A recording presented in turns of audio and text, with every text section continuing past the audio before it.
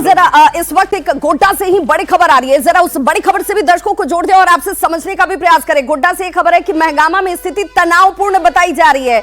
महगामा ये सीट विधानसभा क्षेत्र में झड़प की बात कही जा रही है। कांग्रेस और बीजेपी के समर्थक जो हैं वो आपस में ही झड़प करते नजर आए हैं। ये बड़ी खबर इस वक्त गोड्डा से। तो देखिए, अभी पोल की शुरुआत नहीं हुई है लेकिन खबरें ऐसी सामने आने लगी हैं। बीजेपी जिलाध्यक्ष की गाड़ी पर पथराव तक किया गया है, ये आरोप लगाया जा रहा है। कांग्रेस समर्थक पर आरोप है कि पथराव किया गया। जिला अध्यक्ष पर मारपीट करने का आरोप भी लगा गया है। पुलिस ने हालांकि मौके पर पहुंचकर इस मामले को शांत करा लिया है। गौरव, क्या सचमुच ये स्थितियां बनी हैं और इस वक्त क्या हालात हैं?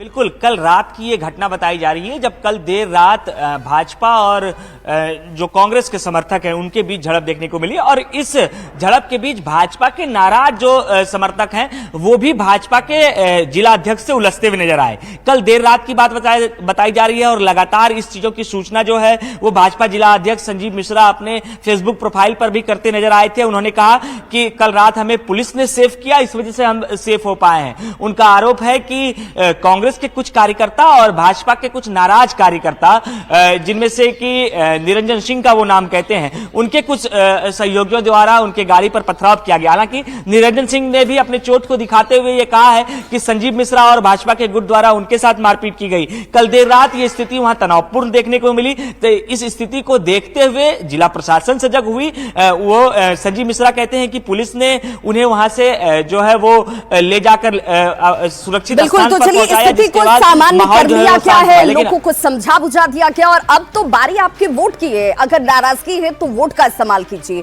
बदलाव चाहते हैं तो वोट का इस्तेमाल कीजिए, यथावत स्थिति चाहते हैं तो वोट का इस्तेमाल कीजिए।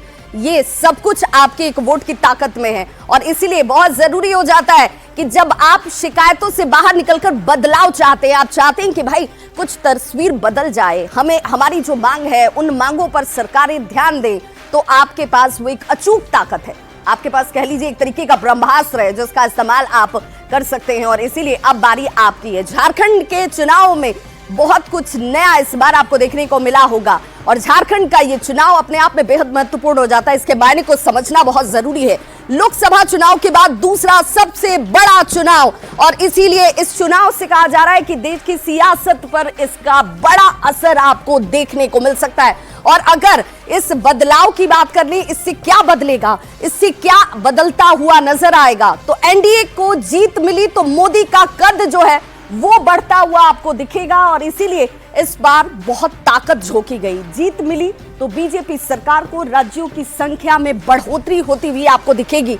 बीजेपी जिसका दावा करती है कि भाई